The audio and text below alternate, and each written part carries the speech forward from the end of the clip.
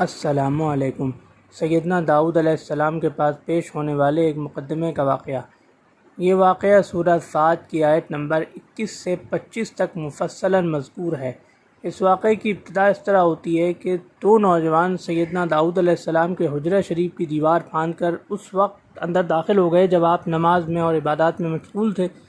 تو سیدنا داؤد علیہ السلام کچھ چونکے، کچھ گھبرائے، لیکن ان دونوں نے کہا کہ حضور گھبرائیے نہیں، ہم دو فریقان مقدمہ ہیں۔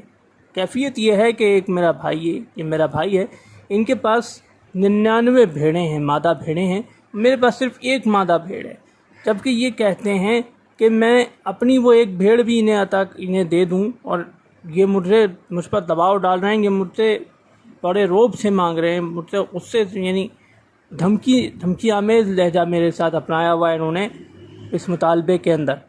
تو سیدنا داؤد علیہ السلام نے ان کو فرمایا کہ یہ جو آپ کی دمبی مانگ رہے ہیں، بھیڑ مانگ رہے ہیں اور زبردستی آپ سے کر رہے ہیں، اکثر ایسا ہوتا ہے کہ شریک جو ہیں وہ ایک دوسرے پر زیادتی کر جاتے ہیں، لیکن جو اللہ سے ڈرنے والے ہیں وہ اس سے عیب سے پاک ہیں۔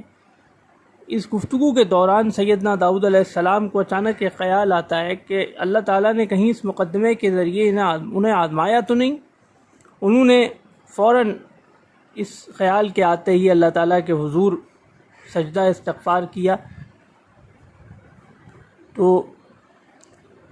پھر اللہ تعالیٰ آگے فرماتے ہیں کہ ہم نے اس سجدے کی وجہ سے داؤد کو بخش دیا، ان کی چھوٹی سی بھول کو جو انہیں بڑی معلوم ہوئی، وہ در حقیقت بہت معمولی سی ایک فروگزاشت تھی، معمولی سی بھول تھی جو سیدنا داؤد علیہ السلام نے بہت بڑی سمجھی اور اس کے استغفار کیا۔